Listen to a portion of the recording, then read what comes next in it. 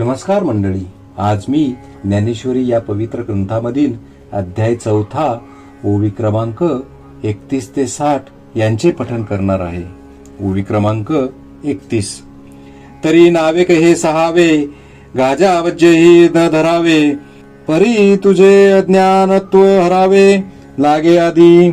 याचा अर्थ, युद्धाची गडबड चालली असताही ती क्षणभर एके बाजूस ठेवून त्यास न जुमानता प्रथम तुझे अज्ञान आम्हास दूर केले पाहिजे. ओवी क्रमांक 32. तव अर्जुन म्हणे श्रीहरी, माय आपले याचा स्नेह करी, हे विस्मय काय अवधारी कृपानिधी.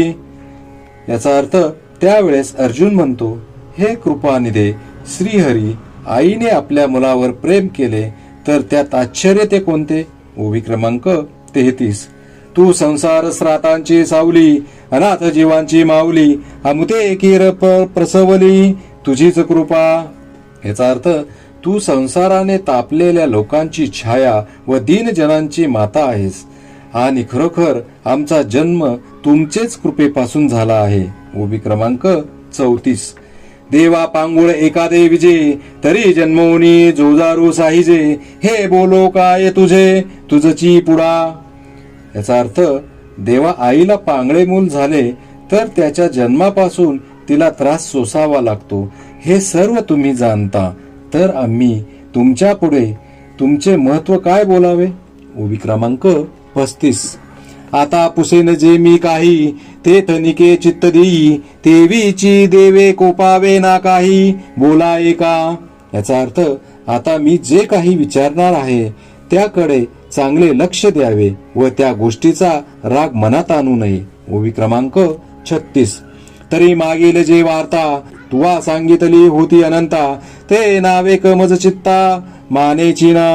याचा अर्थ, हे अनंता, तुम्ही जी मागील गोष्ट म्हणून सांगितली, सूर्याला हा कर्मयोग मी सांगितला त्याची, ती माझ्या मनाला पटत नाही. ओवी क्रमांक 37. जे तो विवस्वतू म्हणजे काही, ऐसे हे वडिला ठाऊये नाही, तरी तुवाची केवी पाही उपदेशीला. याचा अर्थ, सूर्य म्हणजे कोण हे आमच्या वडिलांना सुद्धा माहीत नाही, तर त्याला आपण कधी व कसा उपदेश केला.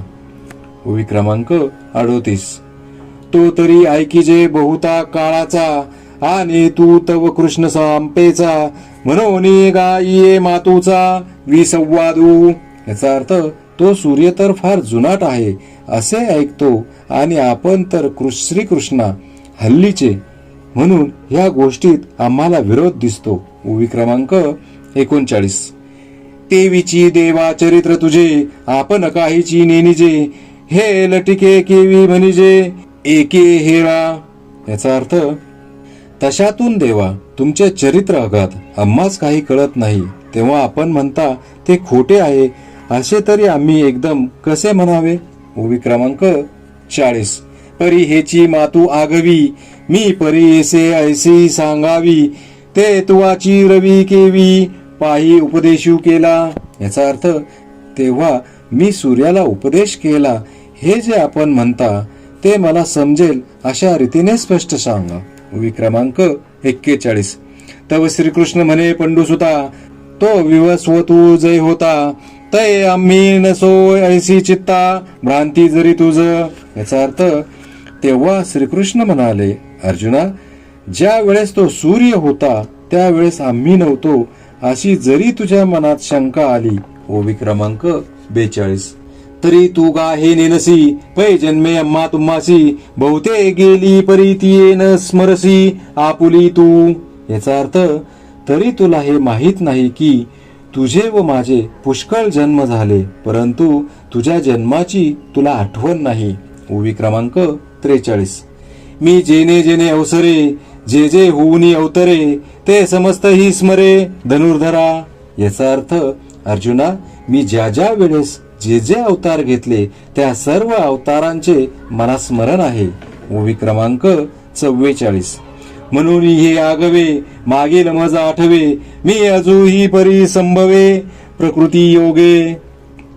याचा अर्थ, म्हणून मला मागील सर्व गोष्टीचे स्मरण आहे, मी जन्मरहित असूनही मायेच्या योगाने अवतार घेतो. ओवी क्रमांक 45. माझे अव्ययत्व तरी न नसे परी होणे, माझे अव्ययत्व तरी न नसे परी होणे जाणे एक दिसे, ते प्रतिबिंबे मायावशे माझ्याची ठाई. याचा अर्थ माझे अव्ययत्व नाहीसे होत नाही, पण अवतार घेणे व तो संपविणे हे जे भासते ते मायाच्या योगाने माझ्या ठिकाणीच भासते. उभी क्रमांक 46. माझी स्वतंत्रता तरी न मोडे परी कर्मादिनू ऐसा आवडे, तेही भ्रांती बुद्धी तरी घडे एरवी नाही. याचा अर्थ माझ्या स्वातंत्र्याचा तर भंग होत नाहीच, पण मी कर्माधीन आहे असे जे लोकांस वाटते ते भ्रमामुळे वाटते, बाकी खरे पाहता तसे काही नाही. ओवी क्रमांक 47. की एकची दिसे दुसरे ते दर्पणाचे नी आधारे, एरवी काय वस्तू विचारे दुजे आहे. याचा अर्थ किंवा एकच वस्तू आरशासमोर ठेवली असता दोन ठिकाणी दिसते, पण वस्तुस्थितीचा विचार केला तर त्या दोन असतात का. ओवी क्रमांक 48. तैसा अमूर्तची मी किरीटी परी प्रकृती जै आधिष्ठी, ते साकारपणे नटनटी कार्या लागे. याचा अर्थ ज्याप्रमाणे अर्जुना मी तर निराकारच आहे, पण जगत कार्यासाठी मायेचा स्वीकार करून नटाप्रमाणे बाह्यता आकार धारण करतो. ओवी क्रमांक 49. जे धर्म जाता आगवे युगायुगी म्या रक्षावे, ऐसा ओगो हा स्वभावे आद्युवसे. याचा अर्थ धर्म म्हणून जेवढे आहेत त्याचे मी युगायुगांचे ठाई रक्षण करावे असा क्रम अगदी मुळापासून चालत आलेला आहे. ओवी क्रमांक 50. म्हणून अजत्व परते ठेवी मी अव्यक्तपणही नाठवी, जे वेळी धर्माते अभिभवी अधर्मू हा. याचा अर्थ म्हणून ज्या ज्या वेळी अधर्माने धर्माचा नाश होतो त्या त्यावेळी मी आपला जन्मरहितपणा बाजूला ठेवतो व निराकारपणाची आठवणही धरीत नाही. ओवी क्रमांक 51. ते वेळी आपुल्याचे नि कैवारे मी साकारू होऊन अवतरे, मग अज्ञानाचे अंधारे गिळून निघाली. याचा अर्थ त्यावेळी भक्तांच्या कैवाराने देह धारण करून अवतार घेतो आणि मग अज्ञान रूप अंधारास गिळून टाकतो. ओवी क्रमांक 52. अधर्माची अवधी तोडी दोषांची लिहिली फाडी, सज्जना करवी गुडी सुखाची उभवी. याचा अर्थ अधर्माची मर्यादा तोडितो, दोषांनी केलेल्या सनदा फाडून टाकितो आणि जे साधू आहेत त्याचकडून सुखाचे ध्वज उभारितो. ओवी क्रमांक 53. दैत्याची कुळे नाशी साधूंचा मानू गिवशी, धर्माशी नीतीशी शेष भरी. याचा अर्थ दैत्याच्या अधर्मीयांच्या कुळांचा नाश करीतो व साधूंना योग्य मान देवितो आणि धर्म व नीती ह्यांची ओटी भरतो. ओवी क्रमांक 54. मी अविवेकाची काजळी फेडून विवेक दीप उजळी, तै योगी या पाहे दिवाळी निरंतर. याचा अर्थ अविचार रूप काजळी काढून विचाररूप दिवा प्रज्वलित करतो, ज्यावेळी योगी लोकांना निरंतर आनंदाची दिवाळी भासते.